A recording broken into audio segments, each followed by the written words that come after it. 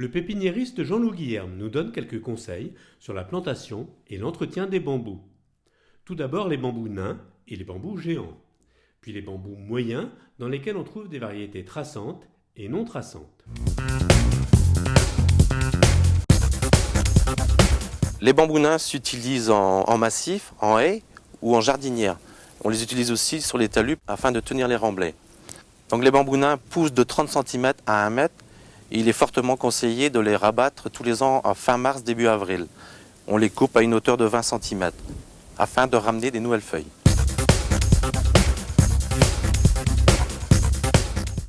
Les bambous géants poussent de 4 à 10 mètres dans le nord et jusqu'à 30 mètres dans le sud. On les plante surtout en isolé. Par contre, il est impératif de mettre une barrière anti-rhizome. Il faut lui consacrer entre 2 et 4 mètres carrés pour qu'il s'épanouisse.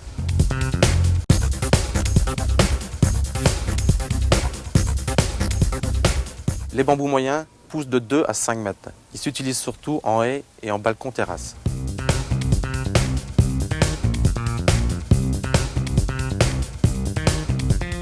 Dans les bambous moyens, 2 classifications.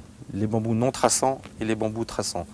Ces informations, vous les retrouverez sur l'étiquette chromo. Les bambous non traçants se plantent tous les 60 à 80 cm. Ils ne nécessitent pas de barrière anti-rhizome. Par contre, pour les bambous traçants, si vous avez décidé de mettre une haie, il est fortement conseillé de mettre une barrière anti-rhizome de ce type que vous trouverez dans votre jardinerie. La tranchée se fera d'une largeur d'une bêche sur une profondeur de 60 cm et vous laisserez dépasser le film d'environ 10 cm. Le résultat en vaut la peine, car les variétés traçantes offrent un très large choix de coloris. Cette précaution est inutile pour les variétés non traçantes. Pour toutes les variétés de bambou, Jean-Loup Guilherme nous donne un dernier conseil. Les bambous, d'une manière générale, supportent très bien la taille. À l'automne, ils perdent aussi une partie de leurs feuilles. Ces feuilles que vous voyez ici, il faut absolument les laisser afin d'empêcher les mauvaises herbes de venir. Ces feuilles se compostent à moyen terme et renourrissent la plante.